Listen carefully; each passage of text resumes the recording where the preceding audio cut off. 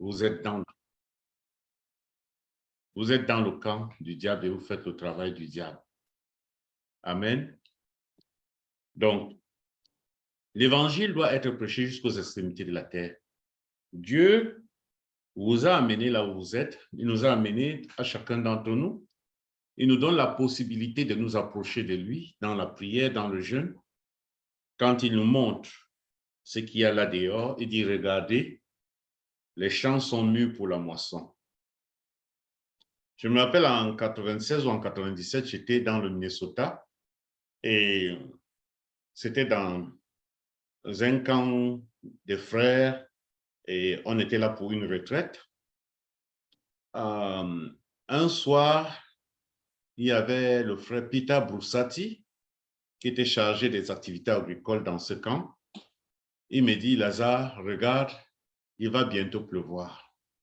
Si je ne fais pas rentrer les foins qui sont là, la pluie tombera sur les foins et les foins ne seront plus utiles pour nourrir les animaux. Ce sera perdu et nous serons obligés d'aller acheter le foin pour nourrir les animaux.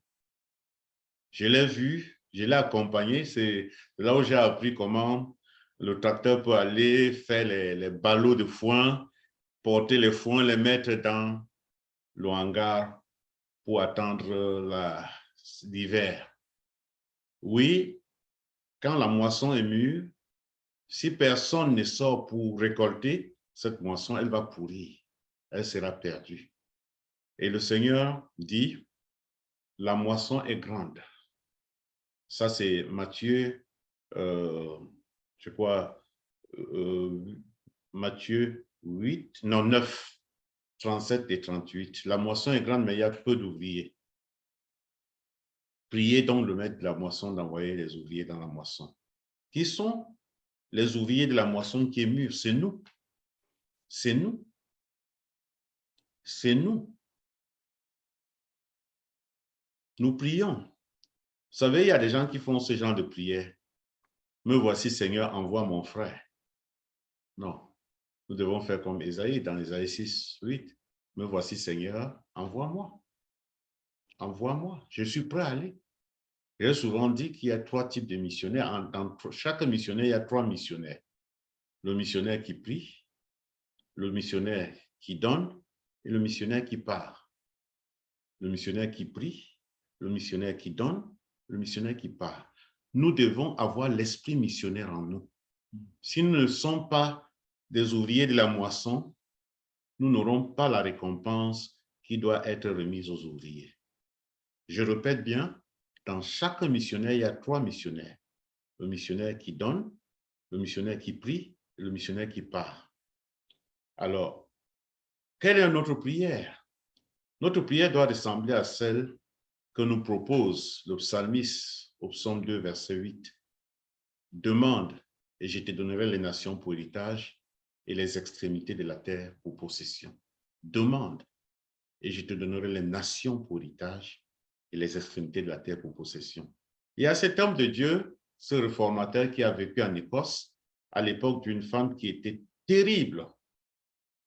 La reine, je crois que c'était Mary. Alors, ce réformateur, c'était John Knox.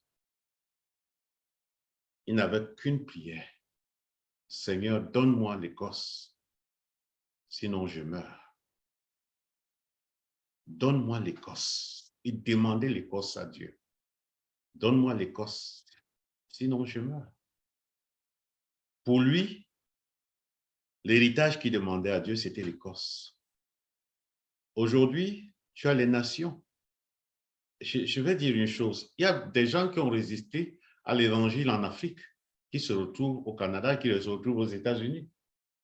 Vous êtes dans des communautés multinationales, multicolores. Ces personnes qui sont venues comme étudiantes, ce sont eux, si vous faites d'eux des disciples accomplis, qui retourneront chez eux, annoncer l'évangile dans leur pays, dans leur village, dans leur famille. Mais si vous les regardez là comme des voisins, vous ne priez pas pour eux, vous ne vous avancez pas vers eux pour leur annoncer l'évangile. Ils vont mourir. Et comme le dit, je crois c'est Ézéchiel, je te redemanderai son sang. Si tu t'étais, tu ne lui parles pas, je te redemanderai son sang. Demande-moi, et je te donnerai les nations pour l'héritage et les extrémités de la terre pour possession. Alors, comment pouvons-nous aller? Il y a le modèle de Dieu. Le modèle de Dieu dans Acte 1, verset 4, Jésus dit aux disciples, après qu'il soit ressuscité, pour rappeler qu'après qu'il soit ressuscité, il a apparu pendant 40 jours à ses disciples, et chaque jour, il leur parlait du royaume de Dieu. Il leur parlait du royaume de Dieu. Chaque jour, le gars n'était pas fatigué de leur parler du royaume de Dieu. Le seul message que Jésus a eu après sa résurrection, c'est le royaume de Dieu. Nous aussi, nous devons avoir ces messages. C'est pourquoi Matthieu 6,33 nous dit, cherchez premièrement le royaume et la justice de Dieu, et toutes ces choses vous seront données par-dessus. Cherchez premièrement le royaume et la justice de Dieu, et toutes ces choses vous seront données par-dessus. Donc, le modèle, c'est quoi? Il a dit, ne vous éloignez pas de Jérusalem. Verset 4, acte 1, 4. Mais restez là, attendez. Vous allez recevoir ce que le Père a promis. Qu'est-ce que le Père a promis? Ce que nous avons lu dans Acte 1, 8. Vous recevrez une puissance, celle du Saint-Esprit descendant sur vous, et vous serez mes témoins à Jérusalem, en Judée, jusqu'aux extrémités de la terre. Donc, les disciples ont compris qu'il fallait qu'ils attendent. Malgré leur connaissance, malgré leur expérience, malgré qu'ils aient passé plus de 3 ans avec le Seigneur, faisant le ministère avec lui, l'écoutant, étant envoyés par lui 2 à 2, 70 pour aller prêcher l'évangile. Eux qui ont expérimenté les miracles, ils vous disent, j'ai vu Satan tomber comme un éclair. Vraiment, ils ont vécu des choses extraordinaires. Mais le Seigneur leur dit, tempo, tempo, malembe, malembe. Les Swahili vont dire, comment ça, c'est pas trop fort là, c'est parti. Donc, tempo, tempo, calmos, comme on dit au Cameroun, calmos, calmos. Nous avons la fièvre de l'action. Mais le Seigneur dit, attends, il faut que tu reçoives d'abord ce que j'ai promis. Et nous allons les voir à la fin de Acte 1, ils vont se réunir à 120 dans la chambre haute. Qu'est-ce qu'ils faisaient dans la chambre haute après avoir trouvé le remplaçant de Judas? Ils priaient. Ils n'avaient qu'un seul sujet de prière. Seigneur, envoie ce que tu as promis. Seigneur, donne-nous ce que tu as promis. Donne-nous le Saint-Esprit que tu nous as promis. Donne-nous cette dynamite-là que tu as promis. À Luc 11, si vous lisez Luc 11, vous allez voir, ça commence par demander, chercher, frapper. Vous connaissez la suite. Et il dit, quel est ce père qui donnera quoi? Un serpent à un enfant s'il demande quoi? Du poison s'il demande que. Mais, il dit, à plus forte raison, le Père Saint, verset 13, donnera-t-il le Saint-Esprit à ceux qui le lui demandent. Nous sommes nés de nouveau par, c'est l'œuvre du Saint-Esprit. Notre régénération pour que nous soyons enfants de Dieu, c'est l'œuvre du Saint-Esprit. Mais, il y a une dispensation que chaque croyant doit désirer, être baptisé du Saint-Esprit, recevoir la puissance du Saint-Esprit pour aller être martyr là-dehors, pour aller faire le ministère, pour aller, vous voyez, je baisse la tête, je dis ce gars Pierre, ce peureux, ce lâche, qui a dit 3 fois, je ne le connais pas, je ne connais pas Jésus, lors de la passion du Christ. 3 fois, lâche, ce Pierre, après la Pentecôte, après qu'il ait reçu le Saint-Esprit, pouvait se tenir devant une foule de plus de 3000 personnes, de 3000 juifs, dangereux, furieux, leur dire quoi? Écoutez, vous, ces bandits-là, vous qui aviez tué le prophète, vous qui aviez, voyez un peu, normalement, il aurait reçu quoi? Les pierres, on l'aurait lapidé. Mais il avait cette force, ce courage. Ce courage ne venait pas de lui-même. Ce courage lui a été donné par le Saint-Esprit. Parce qu'il a reçu le revêtement que Dieu a promis, le baptême, l'équipement que Dieu a donné. il a reçu le baptême du Saint-Esprit. Et quand il a fini de prêcher, waouh, plus de 3000 personnes ont donné leur vie à Jésus. Il y a eu 3000 personnes qui sont passées le même jour dans les eaux du baptême. Plus tard, on nous dira encore que d'autres milliers vont croire. Pierre va commencer, Dieu va les envoyer en mission. Vous savez, c'était des Juifs. Ils avaient la pensée des Juifs. C'est-à-dire que l'évangile, c'était pour les Juifs. Ce n'était pas pour les païens, pour les goïnes. Alors, qu'est-ce qui va se passer? Dieu va faire qu'on les persécute et ils seront dispersés. C'est de là que vient la diaspora. La diaspora, ce n'est pas votre don, vous qui êtes à l'extérieur. Là. Ça veut dire la dispersion. La dispersion des Juifs chrétiens. On les battait, on fermait leur lieu de culte, on les interdisait de se réunir. Alors, face à la menace, ils se sont dispersés, tout le terme diaspora. Et dans cette dispersion-là, Pierre a dû aller même chez un goïne, chez Corneille, un païen, annoncer l'évangile. Ils se sont retrouvés à Antioche, ils se sont retrouvés à beaucoup d'endroits pour prêcher. C'est le travail de Dieu. Parce que Dieu voulait qu'ils soient équipés pour aller être ses témoins à Jérusalem, en Judée, en Samarie et jusqu'aux extrémités de la terre. Donc, nous devons apprendre sur le modèle de ces bien-aimés qu'il a plu à Dieu d'équiper. Ils ont reçu le baptême du Saint-Esprit et ils ont été envoyés. Aujourd'hui, dans la restauration, non seulement des ministères, mais la restauration de la mission, nous devons suivre le même modèle. Il y a des gens qui discutent sur la question du baptême du Saint-Esprit. Il y en a qui n'aiment pas entendre parler en langue. Leur problème, c'est de parler en langue. Ou bien on prie pour toi, tu tombes. Ils ont peur de tomber. Ils ont peur de paraître ridicules. Je vais vous dire une chose. La finalité du baptême du Saint-Esprit, ce n'est pas le parler en langue ou les manifestations qui peuvent suivre. C'est de savoir qu'on désire quelque chose pour servir le Seigneur. Ou tu l'as ou tu ne l'as pas. Tu ne peux pas servir la tête et le Seigneur avec la tête, ton cerveau, tes diplômes, tes connaissances bibliques même, ta technologie. Il faut que tu l'aies. Et c'est bien, hein? Le baptême du Saint-Esprit est bien. Je vais juste prendre quelque chose. Un jour, nous étions dans une assemblée, on adorait Dieu et je me suis mis à adorer Dieu en langue. À la fin du culte, une sœur est venue me voir et me dit, Papa Lazare, tu as appris le yembaou, le chant. Je ne parle pas chant. Elle me dit, tu as parlé un chant limpide, pur, et tu adorais Dieu, tu louais Dieu. Moi, je savais que je priais en langue.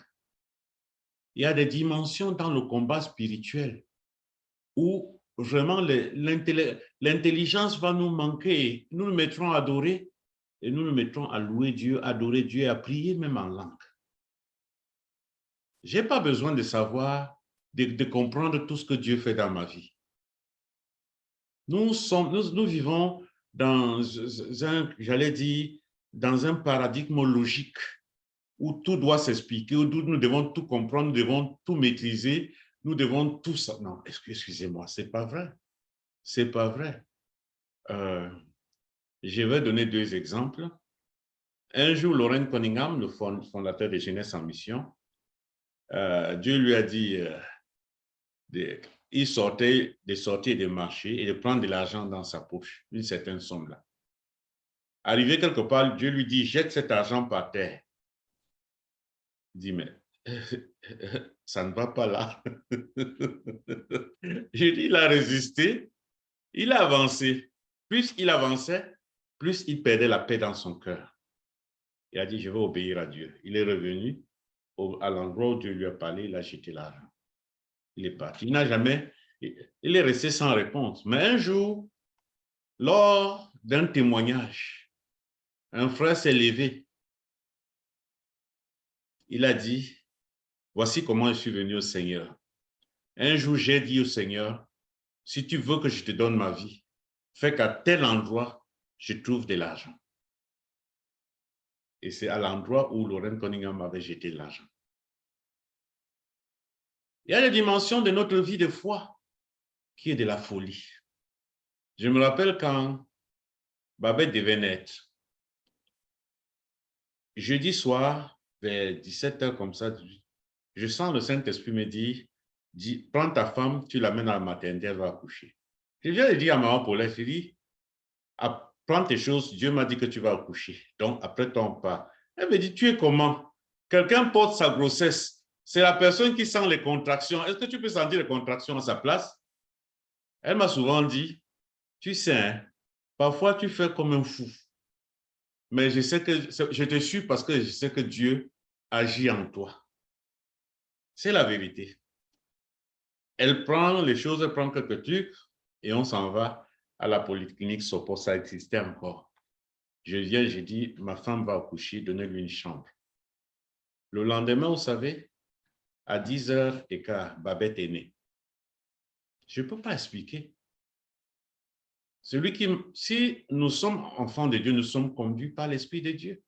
Ceux qui sont conduits par l'Esprit de Dieu sont appelés fils de Dieu. Et cette chose, nous ne pouvons pas la vivre sans le Saint-Esprit. Je me rappelle quand j'étais fonctionnaire, j'étais au cadre, je travaillais pour le compte de la présidence de la République et détaché au MINDIC. Je me rappelle quand Dieu m'a dit de tout quitter pour le servir. Pendant que Dieu me demandait de le servir, j'avais une promotion. On l'a lu à la radio, les gens appelaient pour dire félicitations, félicitations. Dieu me dit, c'est fini. Vous savez, nous tous qui sommes nés au Cameroun, je suis né à Yaoundé, j'ai vécu à Douala, donc je sais jongler. J'ai cherché un moyen pour jongler. J'ai dit à Dieu, permets d'abord que j'aille prendre le service et après je vais quitter. J'ai cherché à jongler Dieu. Je me rappelle, j'ai sorti la dernière cartouche. J'avais pris la résolution d'aller à Yaoundé. Et j'ai dit aussi que je voulais voir mon père parce que mon père était mourant. Ceci s'est passé en janvier. Mon père va mourir en février, sans me voir. Je veux jongler, je trouve tous les prétextes. Au moment où je m'apprête à quitter la maison, j'entends les cadres nouvellement nommés au ministère du développement industriel et commercial ont été installés. Je dis, Dieu, tu es fort. Dieu est fort. Mais le Saint-Esprit est là. Si vous avez l'Esprit de Dieu, il vous conduira. Si vous avez l'esprit d'obéissance, Dieu vous conduira. Il vous dira des choses. Parfois même, vous aurez l'impression que vous ne vivez pas sur cette terre. Vous serez amené à faire des choses. Vous prierez pour des gens. Vous annoncerez l'évangile à quelqu'un. Vous allez voir que ce n'est pas une personne qui a résisté longtemps. Vous ouvrez juste la bouche. Il te dit, qu'est-ce que je dois faire pour donner ma vie? Il y a des moments où quand on évangélise quelqu'un, la personne raisonne. Moi, j'ai appris que je dois prier en esprit, en silence. Demander au Seigneur, lier les esprits qui empêchent la personne d'écouter l'évangile. Et quand la personne me donne l'occasion de rouvrir la bouche, elle est prête pour accepter le message de l'évangile. Il arrive que nous sommes dans des situations où on nous interdit de prier pour quelqu'un. Je suis là, on m'interdit de prier, mais je baisse la tête, je prie en esprit. Et ce que je demande à Dieu s'accomplit.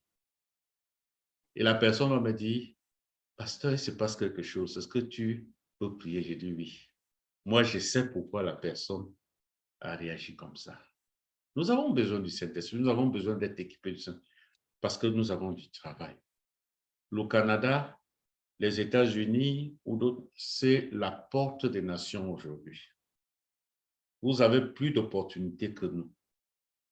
Vous pouvez partir du Canada sans visa pour aller en Europe, aller évangéliser les gens. Nous, on nous refuse déjà les visas, nous qui partons d'Afrique, avec le passeport 237, même s'il est devenu biométrique. Le visa Schengen, là, n'entre pas dedans facilement. Mais vous pouvez, quelqu'un peut se lever et aller.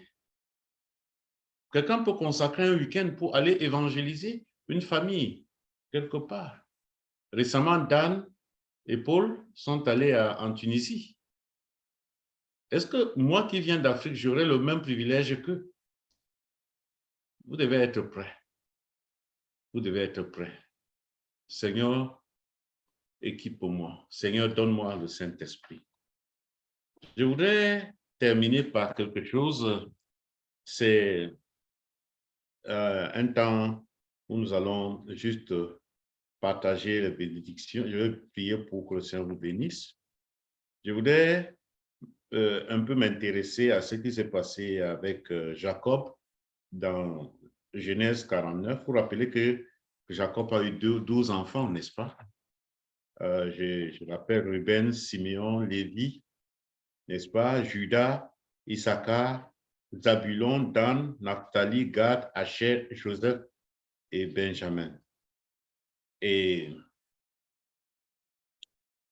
il va dire, oh, rassemblez-vous, assemblez-vous Israël, et je vous annoncerai ce qui arrivera dans les derniers temps. Assemblez-vous, écoutez le fils de Jacob, écoutez Israël, votre père. Genèse 49, versets 1 et 2. Et que ce soit dans Genèse et même dans Deutéronome, il va leur donner des bénédictions. Et je voudrais que nous sommes les enfants d'Israël et les bénédictions que Jacob a données aux enfants d'Israël, c'est nos bénédictions. Si nous chantons, disons, Abraham's blessings are mine, que les bénédictions d'Abraham m'appartiennent aussi, je suis convaincu que les bénédictions de chacun des enfants de Jacob nous appartiennent aussi. Alléluia. Je voudrais m'intéresser à un des enfants en particulier, Zabulon. Zabulon, c'est le 10e enfant. C'est le fils qu'il a eu avec Léa. C'est le dernier enfant que Léa a accouché. Et Zabulon veut dire un cadeau précieux, un don précieux de Dieu. Ça symboliserait un peu ce serait un peu l'image et la dot qu'on donne pour acquérir une femme. Le prix. Et Zabulon, c'est à peu près cela. Et je voudrais beaucoup plus dire ceci. Zabulon était au bord de la mer. Son territoire était un territoire qui lui donnait accès à la mer, qui lui donnait accès aux ressources, qui lui donnait accès au financement, à toutes sortes de bénédictions. Et je voudrais ici nous dire ceci. Je suis convaincu dans mon esprit que nous sommes là à un endroit où le Seigneur nous donne de jouir de ses ressources, d'avoir accès aux bénédictions. Et je crois que nous devons nous arrêter pour demander à Dieu, s'il te plaît, Seigneur, accorde-moi les bénédictions des Zabulons. Accorde-moi la bénédiction des Zabulons. Zabulon était celui qui était béni, qui était vraiment béni. Il n'était pas nombreux, il n'y avait que 3 clans des descendants des Zabulon. 3. Ce n'était pas quelqu'un qui avait une grande famille, non, comme les autres. Lui, je crois qu'il n'a eu que 3 enfants. Mais l'une des choses, c'est que c'est Zabulon qui fournissait des ressources, qui donnait à Israël de recevoir la grâce, la bénédiction. Et je voudrais que notre prière, je prie pour vous, je prie pour chacun de vous. Je vais dire ceci. Beaucoup d'entre vous qui êtes allés au Canada pour vous installer, vos familles se sont investies pour vous y allier afin qu'en retour, vous soyez en bénédiction de famille. Ma prière ce matin, c'est que vous soyez bénis. Que le Seigneur libère sur vos vies des bénédictions sans fin, sans limite. Que vous soyez bénis. Que vous retourniez chez vous et vous investissiez. Que vous alliez, que vous investissiez chez vous pour que la condition de vie de vos familles soit améliorée. Que vos parents n'habitent plus dans les maisons hantés par les rats et les cafards, que vos parents habitent dans de bonnes maisons, que vos petits frères fassent de bonnes études, que lorsque demain, vous retournerez chez vous, que vous n'alliez pas être des misérables, que vous alliez, que le fruit, le butin de votre séjour au Canada se traduise par des investissements, que vous soyez dans vos maisons, que vous meniez une vie honorable, que vous n'ayez aucun regret d'avoir été au Canada, que vos parents ne vous maudissent pas. Je vais vous dire ceci, il y a des gens qui sont allés, à l'époque, on allait en Europe, on allait à ceci, ils sont allés, n'ont rien fait, ils n'ont rien investi en retour, et vous savez ce que la famille dit? Oh, celui-là, vraiment, vraiment, voilà. Il y en a qui sont allés en Occident, leur corps s'est serré. Vous entendez quelqu'un dire, ah, je ne compte pas sur tel qui est là-bas, hein, vraiment, pour moi, il n'existe pas. Vous savez, quand un Africain dit ceci, pour moi, telle personne, qu'elle reste, qu'elle mange, chaque fois dit, tu sais, j'ai eu des problèmes, mais je ne peux pas vous aider maintenant, machin, machin. Et la personne dit, les parents disent qu'il reste là. C'est une malédiction. Je refuse cette malédiction sur vous au nom de Jésus. Si vous êtes bénis, que vos familles soient bénies. Si vous êtes bénis, que vous-même, vos descendants, vous soyez bénis. C'est la bénédiction des Zabulons. Que le Seigneur vous élève. Je dis que le Seigneur vous élève. Amen. Et qu'il vous donne d'avoir accès à la source de bénédiction. Amen. Quelqu'un a dit, lorsque Dieu te bénit, n'augmente pas ton niveau de vie, augmente ta capacité à bénir les autres. Que plus le Seigneur va vous bénir, plus vos cœurs vont s'ouvrir pour bénir ceux qui s'attendent à vous, pour recevoir leur pain. Les parents qui s'attendent à vous pour se soigner parce qu'ils sont malades. Vos parents qui sont là-bas, peut-être, qui sont restés au pays, qui sont peut-être en location, ou bien qui sont dans une concession où ils n'ont même pas d'espace pour eux. Que le Seigneur vous bénisse et que vous changiez la vie de ses parents au nom de Jésus. Je prie, je libère cette bénédiction sur vous. Je libère cette bénédiction afin que là où vous êtes, dans le travail que vous trouvez, que vous ne soyez pas des gens qui murmurent, qui se lamentent parce que vous travaillez, mais vous ne voyez pas ce que vous gagnez. Je prie au nom de Jésus que ce que vous allez gagner soit conséquent et que vous obteniez des promotions, que vos revenus augmentent. Je m'oppose aux dévoreurs. Je lis le dévoreur dans votre vie au nom de Jésus. Amen. Je libère la faveur de Dieu sur vous. Amen. Je libère la faveur de Dieu. Amen.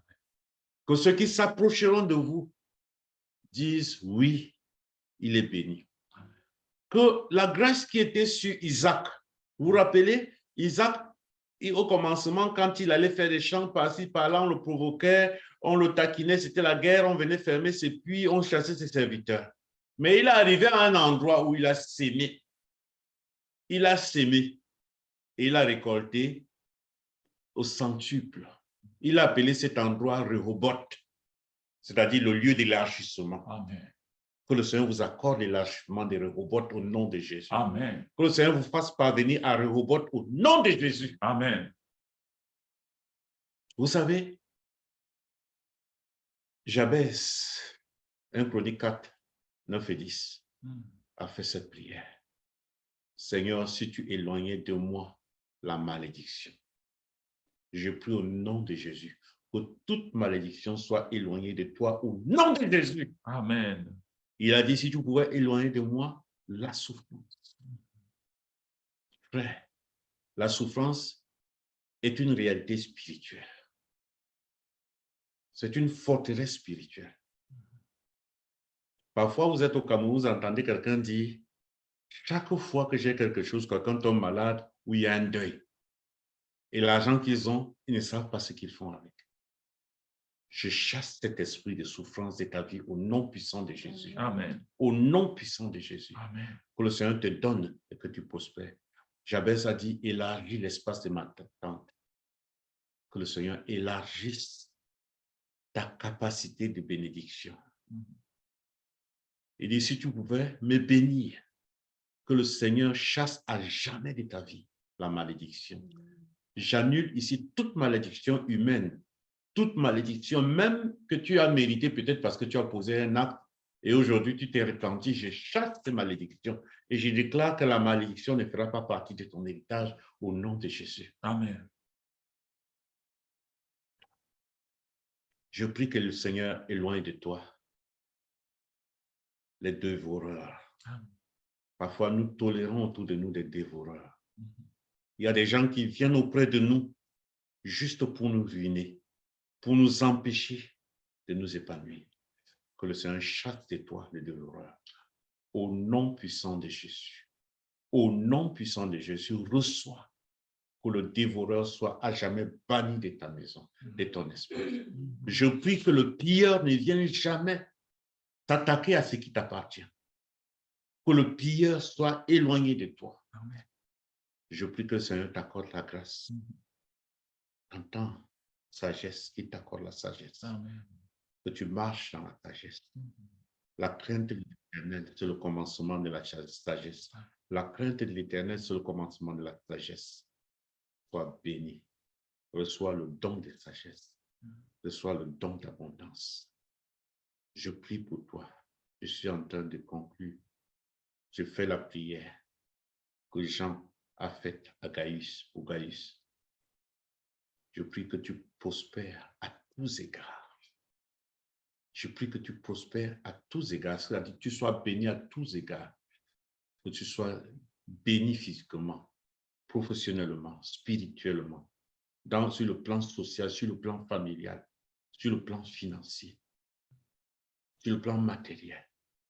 Mais que tu sois aussi béni sur le plan de ta santé. Je prie que tu prospères à tous égards. Qu'on prospère l'état de ton âme. Que tu sois en bonne santé. Que tu sois en bonne santé. Je déclare que les maladies qu'on cite en Occident ne soient ni ton héritage, ni l'héritage de ta famille. Je prie qu'on ne cite pas de cancer sur ta vie, ni sur la vie de ta famille. Je prie au nom de Jésus qu'aucun fléau ne s'approche de ta tente. Je te bénis. Je libère la bénédiction de Dieu sur toi. Reçois, reçois. Je te donne la bénédiction finale. Dans Nombre 6, je vais lire pour nous. Dans Nombre 6. Pendant que nous sommes là, vous allez remarquer que le frère Liberman est là. Liberman, tu peux t'approcher pour qu'on te voie. Liberman vient de Newark, dans le New Jersey. Ah oui, il vous reconnaît déjà. Donc, c'est là-bas avec un chat. Si le chat vient ici, ce sera le technicien qui va s'occuper de gérer la connexion. Donc, elle a préféré rester là-bas avec lui. Il s'appelle Jason. Elle s'appelle Dorcas. Dorcas, pour ceux qui ne le savent pas, c'est la petite sœur de Maman Nadège. Non, Maman Josiane, la femme du pasteur Douglas. OK? Donc, baissons les têtes et recevons la bénédiction. Que l'Éternel te bénisse et qu'il te garde. Dites Amen. Amen. Que l'Éternel fasse lui sa face sur toi. Dites Amen. Amen. Et qu'il t'accorde sa grâce. Dites Amen. Amen. Que le Seigneur tourne sa face vers toi. Dites Amen. Amen. Et qu'il te donne la paix. Au nom de Jésus, je mets le nom du Seigneur sur vous et je vous bénis. Amen. Amen. Merci beaucoup.